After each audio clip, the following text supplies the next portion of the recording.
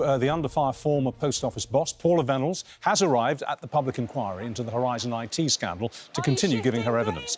Will there be more tears from the former CEO, like this moment yesterday? Well, two of those people are former sub-postmasters, Lee Castleton and Janet Skinner. Good morning. Morning. Hiya. Lee, were you moved to feel sorry for Paula Vennells? We're all human, aren't we? I have empathy, but she'll never shed as many tears as we all have. And whilst I appreciate that she would be in a very difficult position yesterday, and I have an empathy for that, you wouldn't be human if you didn't feel, looking at that, given what you guys went through, and so many like you, in courtrooms, hostile cross-examinations, sent to jail, you must have had a sense watching yesterday of, well, how do you like it? Well, yeah, and also... I didn't. You didn't? No, which is I felt like she was... I wouldn't... I thought it was quite isolating when she was sat there on her own and she was crying, and I actually did feel that they were sincere. Well, you mean the tears were sincere? Yeah, and to sit there and have all that hate beaming at you from behind, I just think it must have just been an horrendous moment for her. And you say that as someone who spent 3 months in jail. I did, yeah. Falsely convicted. Well, no, because I was convicted. I was sent to prison in 2007, just as she was going into position.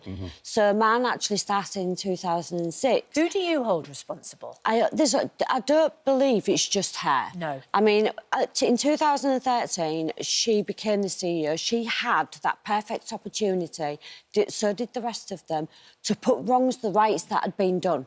And instead they didn't. And, I mean, for me, the overpaid and undereducated, all of them, for some reason. The case against Paula Vennells in both of your cases is not that she was the boss in charge when you were falsely accused. The case against her is that she might have known and could have done more and said, let's stop this injustice now. And in your case, Lee, we know, because ITV News revealed on the eve of her appearance in front of the inquiry this week, she was told directly that you had been falsely accused and the trauma that you had gone through. And she said, I take that very seriously. Sure. What did you feel when you found that out? It's been such a hard 10 years in between. I can't even put into words what that journey's like. And I absolutely understand, and I have deep empathy for her, I really do. But the other side of that is, I don't want her to be scapegoated. I don't want her to be a victim of scapegoating. There's a lot of people that have been around this for a very long time. That's so really interesting. Important. It's been pushed backwards and forwards. So do you think she, and perhaps her tears revealed this, a lot of pressure is being put on Paula Vennells? Yes. And as a result, other people are going to get away with it? I really do believe that. I do. And I think that's an absolute travesty if that's the case. She needs to get it all out there. She's got a huge stage. The world's listening. It's a platform. Absolutely. You know, she needs to use it. She needs to defend herself as well, because a lot of people have chucked her name under the bus so many times. And this now is a perfect opportunity to say, right, well, this person actually knew this. Well, we've talked about her emotional response, and you're both very empathic about that, I have to say, considering what you've been through. But what about her actual evidence yesterday? Were you in any way convinced by it? Or did you think that she was being economical with the truth? I think today might be better than yesterday. It's a huge thing for me for paperwork. When we look at paperwork and the things that were going on behind the scenes and what was written at the time, I think that's really important.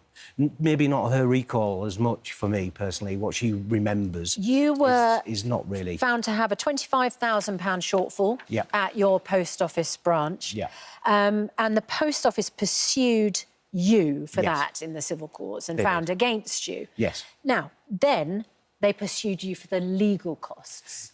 More than £300,000. What happened to you, Lee? I mean, because your case, of course, you were represented by Will Mellor, weren't you, in Mr. Bates and the post office, so people will know.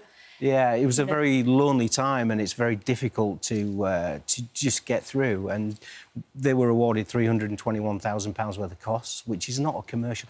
Who would spend that amount of money when I was representing myself? They knew I had no money in order to pay it.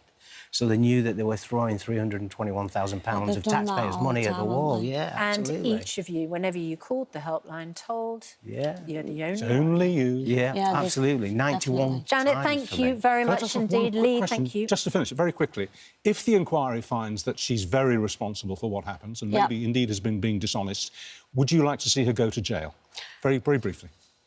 I think she needs to be found accountable. I'm not a judge, and I'd like, you know, she's going to be judged whatever way by the public and is what they need to lose. Yeah, in a court. So, all right, I think you're both extraordinarily sympathetic human beings, quite extraordinary. Thank you both very much indeed.